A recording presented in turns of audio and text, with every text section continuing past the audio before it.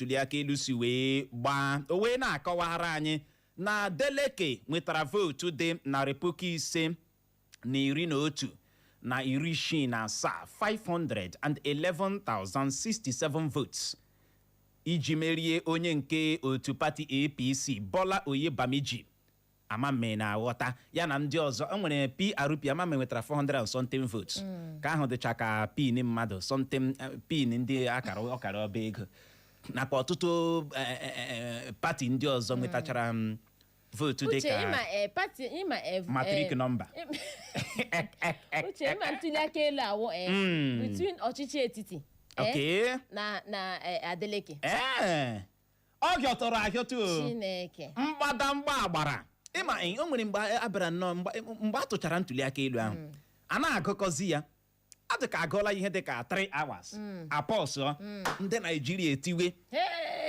Davido etiwe Trump bịakpa o gịnị na-eme o akwụsịla ịgụ vootu ahụ akwụsịla ịgụ vootu ahụ o rula mgbe o ji eri 11th hour erugo 11th hour eji arụ ọrụ rịba onye ndị Naijiria niile na-eti ekwe m aga m chiche Chineke hey God abeg o hey ahụ na mam gelegele obi ne m chiche Chineke otu aka onye ọbụla obi ha ngịchara onye ọbụla na-esi onye ma ịma ọ na-ara ahụ ya arawa ahụ ọ na-ara ahụ eme wonder ka ha si eme ịma ndị Naijiria etiwe akwụsịla agha o akwụsịla agha o rula mgbe o ji eru 11th hour erula 11th hour erula achọla ime nke ka esi eme o Nigerians etiwe biko gịnị mere eji kwụsị biko gịnị mere otu aka etikatara a continue ha ya gowa ya at the end na ngụchi ihe niile Adeleke enweta mmeri na kansụl ime obodo 19 local governments Oyebamiji enwetakwana mmeri na kansụl ime obodo 11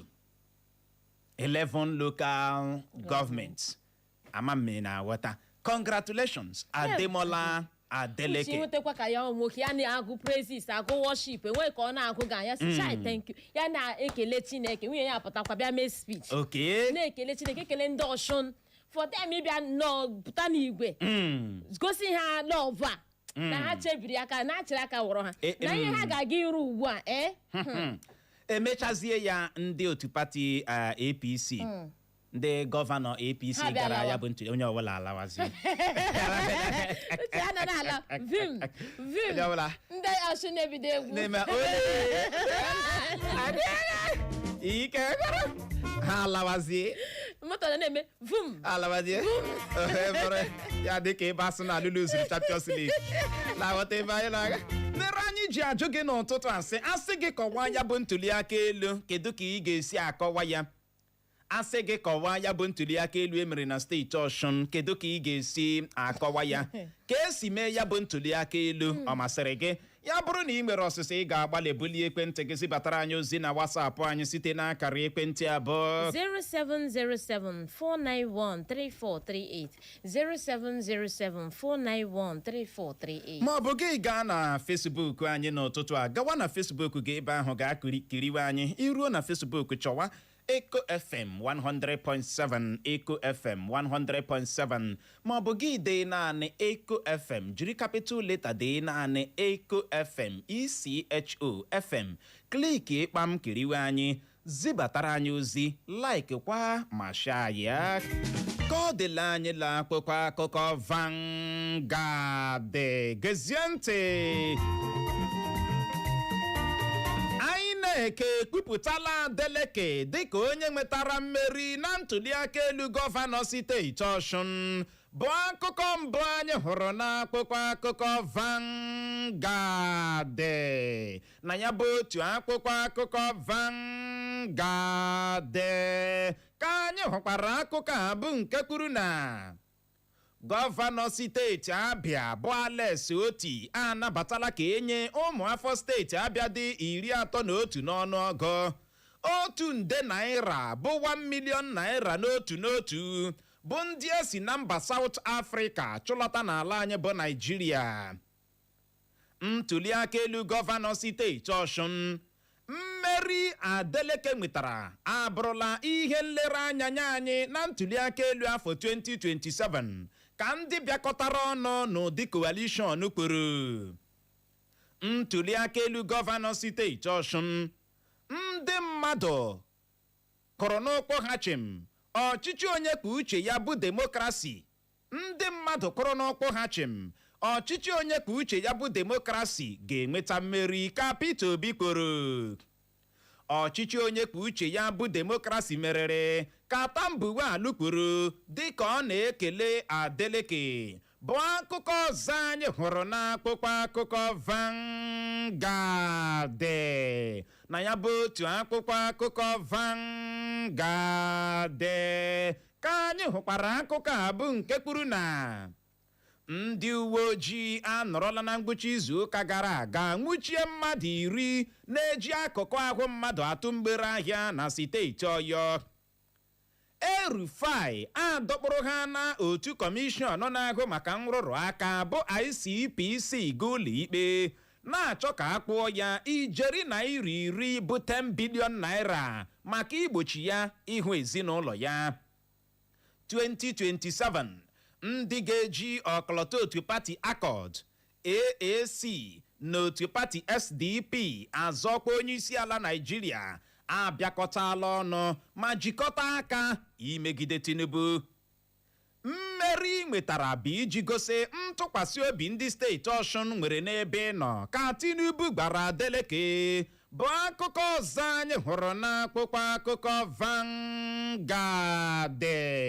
Na ya bụ otu akwụkwọ akụkọ Vanguard ka anyị hụkwara akụkọ a bụ nke kwuru na ihe mere m ji akwado Tinubu bụ maka na ọ bụ onye Yoruba, ọ bụghị maka na o nwere mkpekọrịta ọbụla mụ na ya nwere, ka Adeleke kwuru. Uche, ịma mgbe Adeleke bịara nwetacha mmeri ya bịa mee speech na-asị na-akọwa na ọ na-akwado Tinubu na Ntuliakaelu 2027. Ịma ozugbo ọ na-ekwu ya bụ okwu, onye minista na-ahụ maka njem ụgbọelu n'ala anyị bụ Festus Keyamo apụta kelee Adeleke, bịazie na ihe o dere na ngwụcha ya kwuo na agreement is agreement. Onye ọbụla agbaka sị ya wụ Adeleke na ikekwe ọchịchị etiti maọbụ Tinubu nwere agreement meziri Adeleke ji wee pụta na nso isa si ọwasị o nweghị onye ọbụla mụ na ya nwere agreement. Ana m akwado Tinubu naanị maka na ọ bụ onye Yoruba. Maka na mgbe ọ bịa mee speech a na ọ na-akwado Tinubu, ndị ọbụla what are you saying? What is this? Osulege mana kwuo ya n'ụlọ ikpe ọrara gị ahụ. Uche, aga m agado nwere kwuo ya n'ụlọ ikpe ọrara gị ahụ. Uche, chọkwa onye ọzọ ị ga-ekwu aga. What are you saying? What is this? Kpọrọkwa onye ọzọ ga, ya gwụkwara gị ya n'oge. Kwuo ya n'ụlọ ikpe ọrara gị ahụ okpukpu. Kpọrọkwa onye ọzọ ga. Nonsense and ingredients. El-Rufai adọkpụrụ ha na otu kọmishọn na-ahụ maka nrụrụ aka bụ ICPC ga ụlọikpe na-achọ ka a kpụọ ya ijeri naira 10 bụ 10 bilion naira maka igbochi ya ịhụ ezinụlọ ya. Uche, ICPC na-akpụgharị El-Rufai. Ugbu a El-Rufai chọzi ịkpụgharị ha. Amami na-aghọta ebe anyị na-aga. Uche, El-Rufai ahụ na-adaga dị n'aka ndị. Look at you. Ndị ka akpụcha ya, ndị ka ọzọ akpụrụla hie. Otu a ka esi n'aka na-atụfere ya ndị echi ebe atụ. Ka ya bụ ihe si aga, o nwere ike ịnọkwa n'aka ndị emecha Ntuliakaelu afọ 2027. Ndị uwe ojii anọrọla na ngwụcha izu ụka gara aga gaa aka ka egbe penwụrụ mmadụ 10 na-eji akụkụ ahụ mmadụ atụ mgbere ahịa na steeti Ọyọ. Ama m ịghọtara ihe anyị na-akọwa.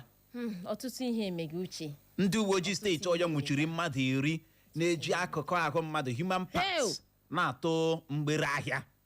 Uche, asị ụfọdụ mgbe otu a ka a ga-egbucha ndị mpompo otu a na-ere.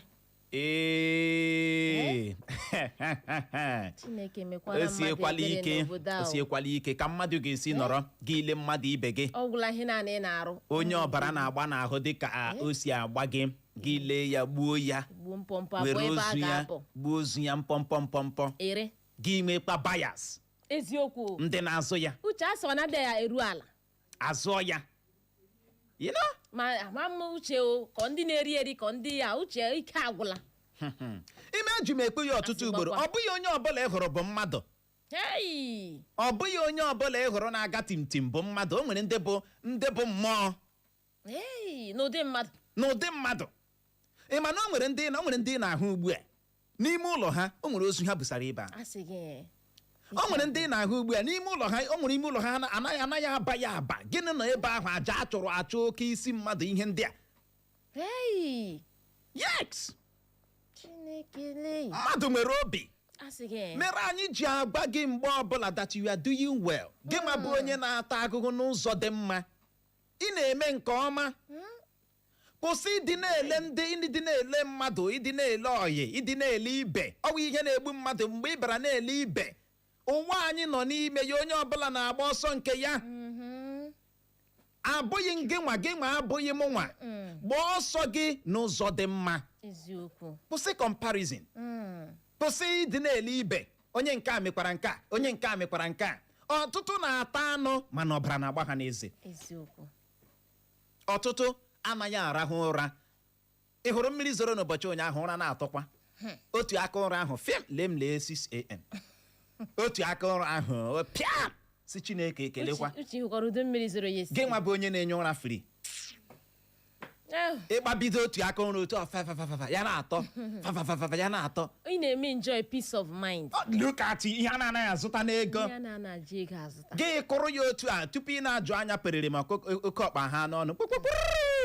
Kịsị Jehova ekele. Na-enwe ndị enweghị dị ka peace ebe ha nọ. O nwere ndị ihe ọsọkwara mmiri zoo ụra agaghị eburu ha. Na-aghọta ebe anyị na-aga. Ka ọ dịla anyị la akwụkwọ akụkọ Daily Post. Gezie ntị.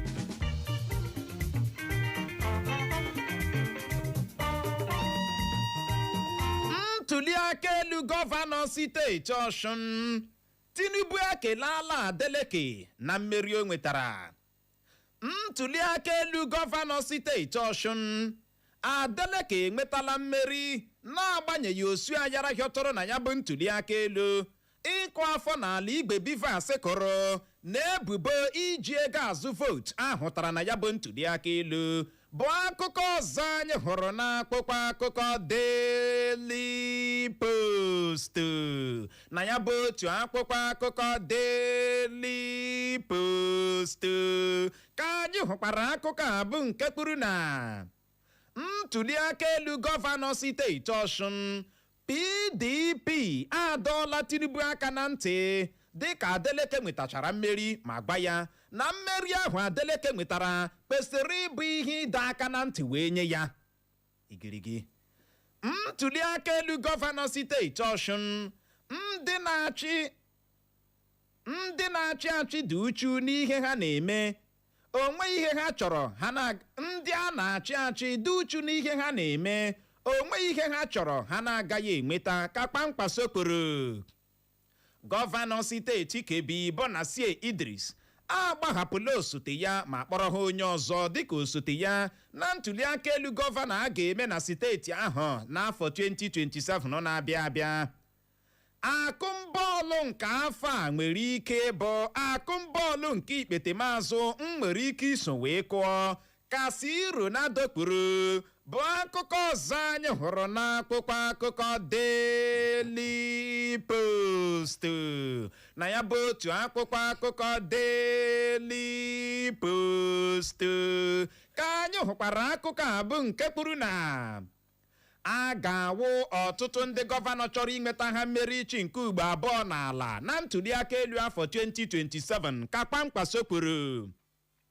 Aka akparala otu nwoke ọgbụ na steeti Adamawa maka izu akpa ime ụmụ nwanyị ọndawia 27. Aka ndị uwe ojii steeti Kogi akparakwala otu nwoke ọgbụ maka ịmụnye nwaanyị ya ọkụ bụ akụkọ ọzọ anyị hụrụ n'akwụkwọ akụkọ Daily Post. Na ya bụ otu akwụkwọ akụkọ Daily Post ka anyị hụkwara akụkọ a bụ nke kwuru na ụlọ abụọ adọjirila daa gbirigide m na steeti Kano kụgbuo mmadụ 5 ozu ha dọrọ. Ndị a na-enyo enyo ịbụ ndị na-achị nama egbuola ọtụtụ ndị mmadụ na mwakpo ọhụrụ ha gbakporo ọtụtụ obodo dị na steeti Benue. Mkpọchi akpọchiri akpa ọba ego gọọmenti steeti Osun. Tinubu kpọrọ m ọ bụ ihe mere m ji kagbuo ya bụ akpụkpọ mgbara ndị EFCC n'ụlọ ikpe ka Adeleke kwuru. Ama m na-aghọta. Ịma nwaanyị ọma gee ntị. O nwere ihe m bịara na-achọpụta. Ana m ahụta Adeleke dịka onye chere na ọkpa aha Tinubu ọ ga-enweta mmeri. Ọkpa aha Tinubu ọ dị secured. Ọkpa aha Tinubu onwe ihe ga-eme. Ajụjụ wee bụrụ, gịnị mere aha Tinubu ji wee dị oke mkpa na Ntuliakaelu mụ na gị ga-edecide onye ga-achị? Ama m ịghọtara ebe anyị na-aga. Kedu ihe mere aha onye isi ala ji wee dịcha oke mkpa na Ntuliakaelu mụ na gị agbara anyị na mụ na gị ga-edecide onye ga-eme gịnị, onye ga-achị mụ na gị? Unu sọ demokrasi ka anyị na-eme ihe. Ịma mgbe Adeleke bịara kpọgbuo aha Tinubu na ọ na-akwado ya, abịatinye ya bụ ọgụ na mgba atabara na steeti Osun. Ndị mmadụ si akwa ịkpọga ya ngwa follow him ngwa ya na-akpọ ya na abịawakwo ya sezụlụkwa ihe megeno asị akwa ya ịma na anyị ọma obodo ọbụla na-arụ ọrụ, obodo ọbụla na-eme ihe dịka iwu si wee dị kwesịrị ịkpọ Festus Keyamo jụọ ya si kedu agreement esi na enwere. Thank you. Yes, agreement is agreement. Ị na-akọwa na ọ bụ agreement ahụ mere ka Adeleke ji wee nweta mmeri. Iche agreement almost gọvanọ niile nwere na ihe aga wujuo na Osun steeti. Agreement kedu agreement a na-ekwu ihe a? Uche nwekwara ihe onyonyo ahụ ha jiri Adeleke na-eme ihe akaja mgbe ahụ emega Ntuliakaelu. A lot of things happened. Mgbe ụfọdụ o nwere ihe ndị anyị nwa a na-achị achị na-anaghị aghọtacha. Agreement which means unu mere agree ọ ihe mere unu ji kpụpụtazie ya asị gọvanọ. Agreement unu na-asịkwa na ọ ga-eluziri the seat. Anaghị m aghọta ụdịrị ihe a. Na-emere na ọ ga-apụrịrị na APC ga-ewere this. Ihe a Festus Keyamo kwuru dịcha ka ebe mba abụọ gbara bọọlụ. Ndị nke ọzọ apụtakwuo na anyị jọsụrụ ha ụnụ ka unu merie anyị. Ama m na-aghọta ebe anyị na-aga. Ike gbọrọ aka akparala otu nwoke ọgwụ na steeti Adamawa maka izu akpa ime ụmụ nwaanyị underwear 27 nye ndị ọ na-abụ ịwụ nwaanyị ịsacha underwear gị mmiri gị ga kowe ya ebe niile, ebe ọbụla ị hụrụ gị kowe, ebe ọbụla ị hụrụ gị kowe, aba na room gị one nail one underwear, one nail one underwear, Pentecostal kedu ihe ọṅụṅụ a gị chijucha ya ebe ahụ this early morning ibupụla nke nyụrụ anyị wufuo.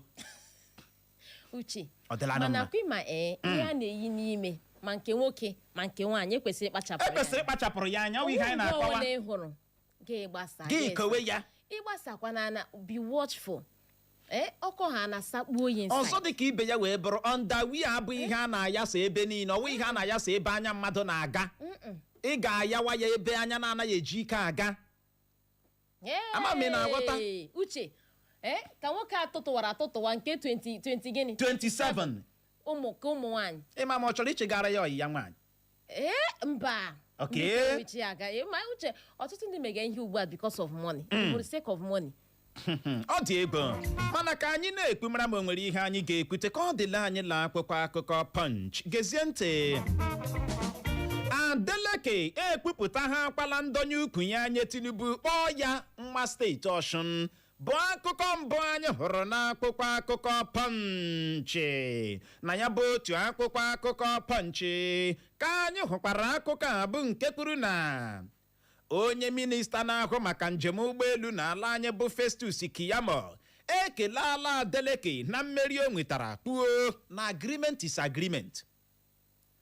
Agaghị m awụ ụnụ n'ala ka Adeleke gbara ndị steeti Osun dịka ekpupụtachara ya dịka onye nwetara mmeri ichi nke ugbo abụọ na Ntuliakaelu gọvanọ emere na steeti Osun. Ahụtala ozu otu nwaanyị ọwụ na steeti Osun ka ebepụrụ ya aka ma tọgbọ ya n'ime ụlọ ụka. Ndị ntọrọ mmadụ abụọ atụfuola ndụ ha na mkparịta mgbọ dị n'etiti ha na ndị uwe ojii. Uche ebepụrụ ya aka dọwa ya n'ụlọ ụka na steeti Osun ebe emere Ntuliakaelu. Ebepụ ya aka buru ozu ya tọgbọ n'ime ụlọ ụka na steeti Osun. Ejila ya mee Ntuliakaelu. Ka ọ ọ dị Igbo mụrụ nze ma ọzọ bụ n'ebe a ka anyị ga-enye ya rekọm iji hụ ohere je ṅụrụtụ mmiri ma kwacha akpịrị ya bụrụ ma anyị lọghachi anyị eleba ya anya dịka anyị si wee gwa gị bụ isiokwu ya gbadoro ụkwụ na Ntuliakaelu gọvanọ emere na steeti Osun bụ ebe Adeleke nọ jiri vootu dị 511 na 67 511,067 votes ji merie ndị na-ama ya aka n'ihu na ya bụ maọbụ ndị mara ya aka n'ihu na ya bụ Ntuliakaelu. Anyị wee na-ajụ gị sị asị gị kọwaa ya bụ Ntuliakaelu kedu ka ị ga-esi akọwa ya ka esi mee ya bụ Ntuliakaelu ọ masịrị gị ya bụrụ na ị nwere ọsịsa soro ibe gị zibatara anyị ozi na WhatsApp nakwa na Facebook anyị lọghachie ya bụ dara anyị tanyere eze anyị arazie ya ka ọ dị dadarara nọrọkwa ebe ahụ emekwala ngagharị. Hello everyone. Please pay attention to this important information. Do you know that consuming rice processed with chemicals can be harmful to your health? Mango rice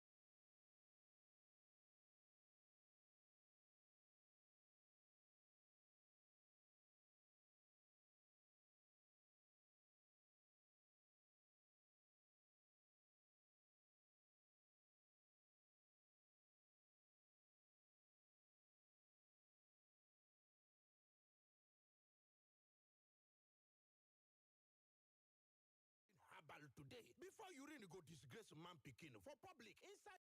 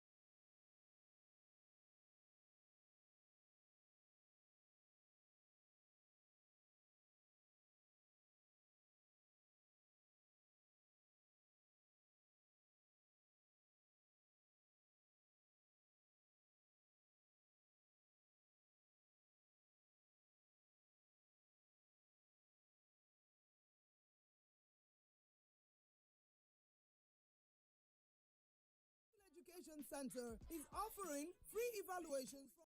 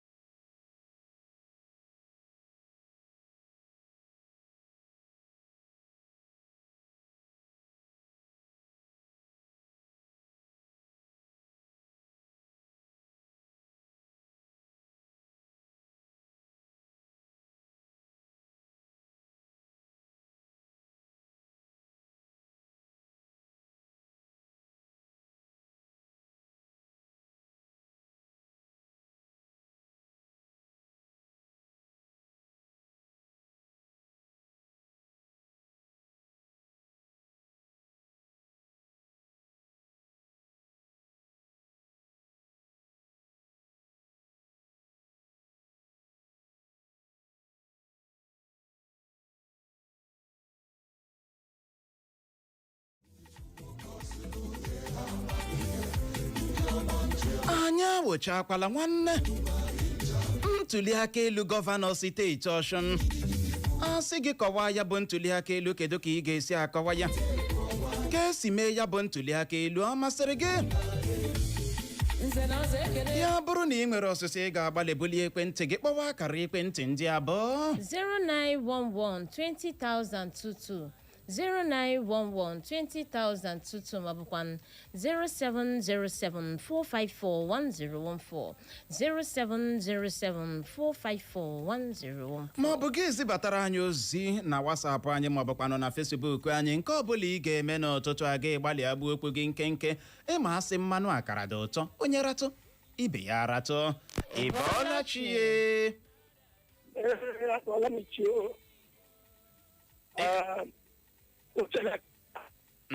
Eyi, ị ga-agbalị kpọghachitete nọ ikuku na-enye gị nsogbu. Ị bọọla chi? Nwoke agụ. Ndewo. Lara eletrik bọọbụ ndị Imo steeti ekelela gị. Ị bọọla chi? Ọla temene na anyị ekwu ụbọchị taa nwoke agụ nọsi kedu. Ndewo. Ọkụ na-ere. Ekelela m nnọọ. Adịrị m nọ na mma. Esi m atụtụle ndị gọvanọ anyị eme na Naịjirịa bụ afọ onye ọbụla mezie ndụ emezie abụmọọsụ ọba anyị. Ọ bụrụ na adịrịsị emejidehụ ndị steeti ya, ọ gaghị ewu ile ọzọ. Ọ gaghị ewu ile ọzọ. Ọtụtụ nna anyị ndị gọvanọ steeti isi niile nwe ezie n'ụlọ ihe ndị nnọchiga. Ndị aga ọrụ ekwuru na ndị na prezidentịrị na mmasịrị na mmasịrị ike ndị ọzọ mma ezinụlọ ndụ na-emechi na mmiri sekọndịrị. Ya gazie. Ị bọọla chi? Ikuku na-enye ịka nọ ya? Ngwanụ gbalịa kpọghachie. Ọ n'ebe ahụ? Ya gazie brodoyo. Brodoyo nwafọ bụ alọhuele m ọsụ o. Okay. Welcome. Emeri m federal gọọmenti o. Ịma election anyị gara na Osu, ọ bụ Adeleke versus federal government. It's a very big lesson and I learned a lot. Before, I was a messenger, I got man, but this time around, I have the PC, my other party, have a man, vote from my mind. I was crying 100 votes for people of Osun State. It's a very big lesson to Igbo. You have colonial vote because of Echo. On a put a farm and me, Rodoyo, one for pool. Ya gazie brodoyo. Ị bọọla chi? Hello? Ụtụtụ ọma. Ngwanụ gbalịa kpọghachi ikuku na-enye anyị nsogbu na ya bụ akara ekwentị. Ọ n'ebe ahụ n'ụtụtụ a? Ọ gịnị na-eme ka ọ dị na Facebook anyị? Dr. Mrs. Mmole Barasi Owere zibata ozi ya. Ọ sị ndị steeti Osun na ha ekwuola okwu n'otu ya ka ndị Naịjirịa ga-esikwa ekwu okwu n'afọ 2027 na-abịa abịa, na ọ gaghịkwa adịkwa ka o si adị o, na n'ihi ya anyị ga-atụrịrị vootu, chekwaa akwa vootu anyị, na anyị agaghị agba nkịtị na-ele ọchịchị onye kwuo uche ya nke ala anyị ya na-aṅụ, na anyị na-ekwu ya okwu megide ihe ọjọọ n'obodo a, ọ ga-adị na-agala ihu. Ọ sị ndọrọ ndọrọ ọchịchị bụ mmadụ iji obiọma na-arụ ọrụ ndị ọ na-achị gịnị ọrụ, o wee bụrụ ya gaziere gị nọ. Dr. Mrs. Mma ole bara ya bụ uchere obi gị adaala ụda, mmadụ ọ nọkwado ya? Ndewo. Adị m mma, ụtụtụ ọma. Uche dịka ndị gọvanọ anyị dịka hapụ steeti ha gbaga maka Osun steeti, ama m na alọghachila na steeti ha. Alọghachiela ha. Eji m n'aka na ha alọghachiela maka anyị hụrụ ihe onyonyo ebe ha bịara ebe ha nọ n'ala. Ndị Osun na-egbere ha gbalịala ha na-adịghị arụma ihe gbasara na steeti ha. N'otu aka ahụ dịka Abele Mmeri dịkwa ka onye kwuru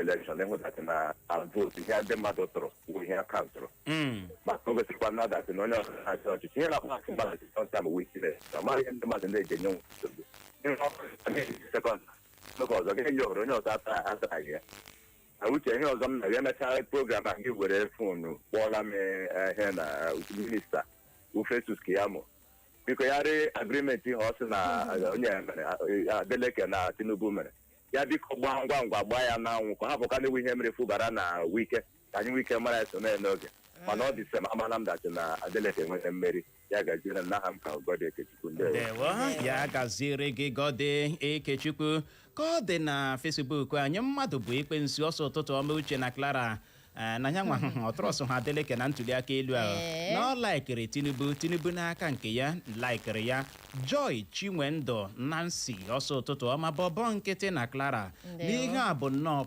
pure free and fair election na ọ na-atụkwa n'anya na Ntuliakaelu afọ 2027 ga-adị ka nke a ya gaziere gị nọ ịbọọlachi ikuku ejidekwala onye nke a mmadụ ọnọkwado ya ịbọọlachi Uche Clara ndewo Uche Favor and Clara kelere m dị continuously eluchie nwapụrụ bụ wee stop progress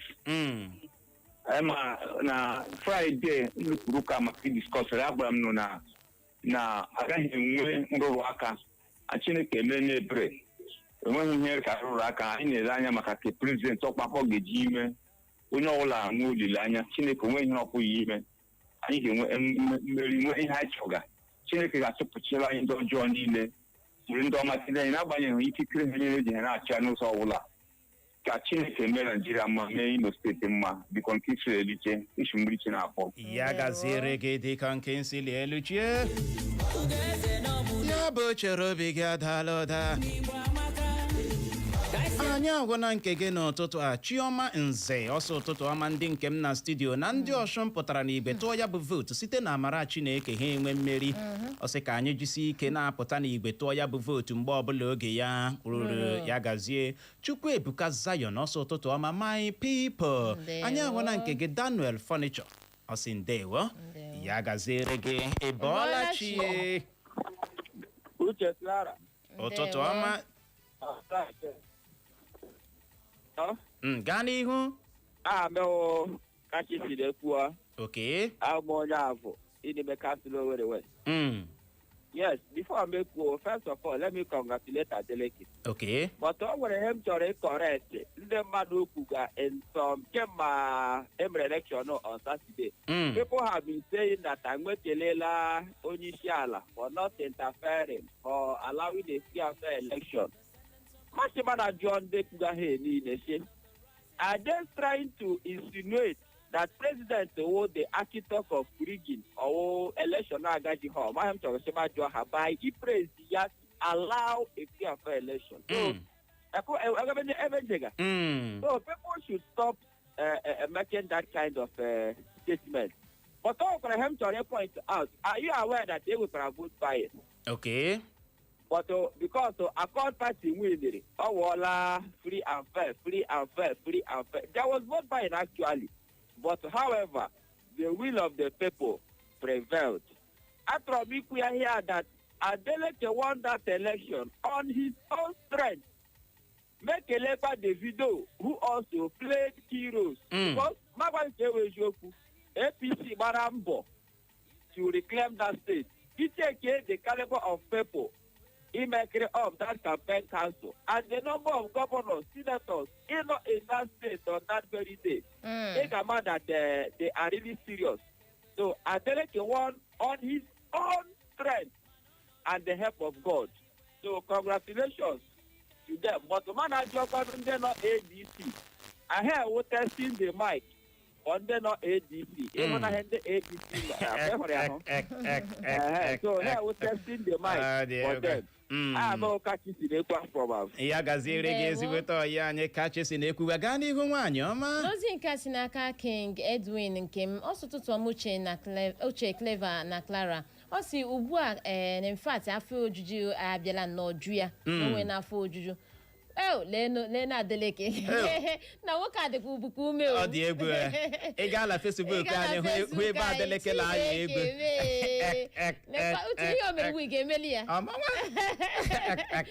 ọ sị na oke na votu anyị ga-akaụntụ na afọ 2027 na-abịa abịa ndewo uche na nke si n'aka Paul ihe dị ọha ọ sị uche n'ihukwara uduka connection dị n'etiti Davido na-akụ egwu na ọnkụl ya wa adeleke n'ezinụlọ uche ndị a nwere ihe a na-akpọ ịhụnanya ọ nọ n'ezinụlọ ndị a ihu otu Davido ji gbaa mbọ ịhụ na ọnkụl ya nwetara mmeri ha ejikọta aka ọnụ ka ikurube hụ na mmeri bịara na famili ha n'ọtụtụ ezinụlọ kama ụfọdụ ga-achọ ka nwanne ha gị ga-emeri ha nye onye ama ha bakiwe onye ama ọ sị ọ wee big lesson to ndị Igbo ndị ewo Paul ihe dị ọha na nke a sikwa n'aka uche nke ọ pụọla chere na nke si n'aka ejike Cypriel Ogbonna ọ sị bonjour uche na Clara bonjour mademoiselle ọ sị na o si amakpụrụ edere izombe amakpụrụ edere izombe zibata ozi ya n'ụtụtụ a ọ sị uche o na kudos to great people of Osun State na ha agbalịala n'ọrụ ọma ha rụrụ ndewo ka anyị lọghachie n'ekwentị ịbọọlachi Bọlachi Uchenna na Clever. Ụtụtụ ọma. Ọ dị ego Uchenna na Clever. Gaa n'ihu. Bọlachi. Clara nwanyị ọma. Ndewo nwoke ọma. Uchenna na Clever. Nebuz ọnwa njeri. Okay, gaa n'ihu. Ebu ụzọ kele Chineke onye mere ya dị otu a n'Osun steeti. Na-ekelekwe ndị Osun steeti n'ihi na apụtara ahụ n'ibe. Gaghị atọ vootu maka na nke egosiri gasị na ndị Osun steeti hụrụ gọvanọ ha n'anya ya bụrụ na nwụrụ ndị na-achị achị aga m enwomiri enwere ndị ọchịchị ndị ga-enwomiri kembụsụ Peter Obi nke abụọ LS Oti nke atọ Aleke were Adeleke because ihe ahụ obi ndị mmadụ ya bụrụ na ha ga na-enwomiri ihe and ihe ọzọ na-ayọ INEC abalịkwara ahụ n'aka because emeghị ka ha si eme enwegwere ka achọla ihe ka ha si eme na ọkụ si ha na-ayọkwa INEC dozozo biko iru otu echi kpọpụta ọchịchị obi ndị mmadụ na 2027 election ha jikwa ozi akpọpụta ya na ịhụrụ BVC m na ameji afọpụta ya ebe ọnụ agaghị m ịtụ vootu na 2027 ka a na-akpa ma ga-agị otu echi gọvanọ na nke Osun steeti ya gaziere gị nwaanyị ọma ọ bịa na-ekwu na a na-eke emehụ ka ha si eme ịma e nwere mgbe ihe a bịara bịa gba elekshọn ndị Osun steeti bịara onye ọbụla etiwe Davido ewepụ olu tiwe kpọma Trump onye ukwu etimesi marakwa na-achọkwa ịnụ na ihe agala somehow ịghọtala ọwa olu ahụ ndị a bịara weliwe tiwe ịghọtala abịazie hụ na tenshọn adịla enwe ike mee ihe otu o kwesịrị isi eme ya ọ dị egbe ime o nwere mgbe ọ bịara bịa tajiri anụwazi kpọwanụ Trump ọ ga-adị ka ọ na-arahụ ụra Injinia Frank Uju Ebelebe si ama wụsa dị na Douglas zibata ozi ya ọsọ ụtụtụ ọma di na nwunye kachasị di na nwunye ndị ọzọ mma na steeti Imo na ọ chọrọ ikele Adeleke maka nhọpụta ahọpụtahara ya dịka gọvanọ steeti Osun na ọ chọkwara ikele onye inspektọ jeneral ndị uwe ojii ala anyị kelekwa ndị ntorobịa steeti Osun maka ichekwa vootu ha mana ọ na-adọ ha aka na ntị na ha adịkwala too emotional maka na na-akpachapụghị anya Adeleke nwere ike ime ihe ụfọdụ ndị senetọ National Assembly members ndị ahọpụtara n'okpuru otu pati Labour mere n'afọ 2023 site n'iwufere n'otu pati APC ọ sị ka Chineke mezie okwu ya gaziere gị nọ Injinia Frank Uju Ebelebe ka ọ dị Igbo mụrụ nze ma ọzọ bụ n'ebe a ka anyị ga-enye ya rekọm iji hụ ohere nabata ndị ọbịa anyị na ha ga-ebido nọrịwa n'oge na-adịghị anya na mbụ ahụ na m onye Izi Lona nọrọ ebe ahụ eme na ngagharị n'oge na-adịghị anya anyị na onye Izi Lona ga-anọrị agagharịkwala agagharị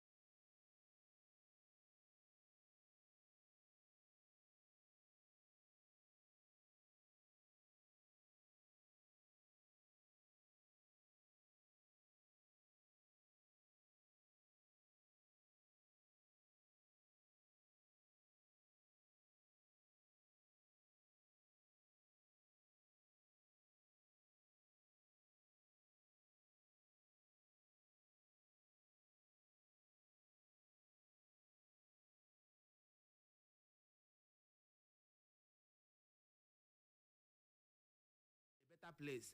The world begins from a good family. Good individual make good family. Good family make good community. Good community make good society.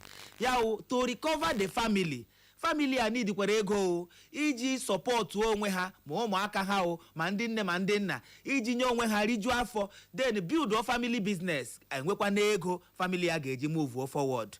Wepụtazia the special family support package wu nke eji akwado ezinụlọ dị iche iche. Ele ndị dị entitled dey participate na this special family support package. In as much as nwere ezinụlọ isi n'ime ya pụta, ị ga-participate ma ebu nwoke ma ebu nwaanyị, ma ịlụọla di ma elube, ma ịlụọla nwaanyị ma elube, iwe onye nna iwe onye nna, iwe onye ntorobịa iwe onye agbọbịa. In as much as nwere family na represent, you can participate in this special program akpọrọ special family support package wu nke na-abịara ndị mmadụ in today program. Package a special one, ọ na-abịakwanụ today because nwere ebe ndị mmadụ ndị zilo na ndị mmadụ ga-anọ zute today. Then participate na this special family support package program ga-enwe ike deba aha gị n'izilo na payroll, amara otu a ga-esi nye gị ego nkwalite a, mara otu ọ ga-esi adịrị gị na mma. Ọ bụ ya bụ ozi anyị na-agbasa n'ụbọchị taa ka ndị mmadụ nwee ike na ya nwekwana ike participate ya ka ọ dịkwanụ ha na mma, ka ebumnobi ndị a wepụtara atụmatụ a ka o mezuo na ndụ ndị mmadụ na-ege ntị taa. Ndewo enweghị unu hiwere ime na nso nso a. Yes, ka m kpọrọ gị bịa program a ga-eme today. And program a ga-eme today 2 centers ka a ga-eme ya n'ala Owerri a. And this program na-abịa once in a season. Nke taa agafeela ọkwa season ọzọ in about 5 months time or 6 months time, ebe December time. But onye ọbụla na-ege ntị participate ya na nke today ọ dịrịla onye ahụ na mma. Enwere akara ekwentị m chọrọ ịkpọ that people can call and book their slots for the participation of today's program. Ngalaba abụọ mmemme a ga-abụ, nke mbụ ga-abụ n'ike na-egbu, ebe nke abụọ ga-abụ na akwa akụma. N'ike na-egbu ahụ ga-abụ n'ime stadium, ebe nke ọzọ ga-eme na akwa akụma within and the environment of akwa akụma girls secondary school, which I will give you the description today. But were go akara ekwentị ya, carry this phone number, write it down, call the phone number, book your slot and participate in the program today. Maka nke ga-abịa na stadium Dan Anyam Stadium, ngwa were akara ekwentị a ka ịkpọ. Akara ekwentị ahụ bụ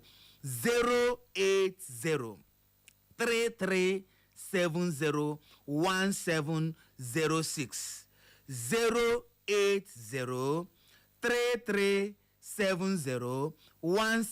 08033701706. nke a bụ for the venue ga-akpọtụ na Dan Anyam Stadium. In fact, ọ na Mes 77 inside Dan Anyam Stadium by Wedra Road, Owerri.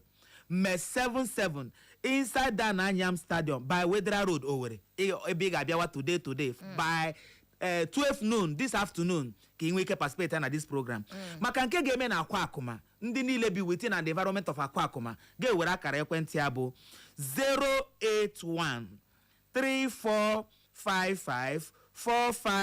08134554587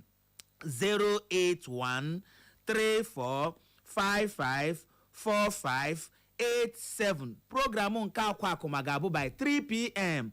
and ọ ga-eme within and environment. A landmark ya akwa akụma girls. Ya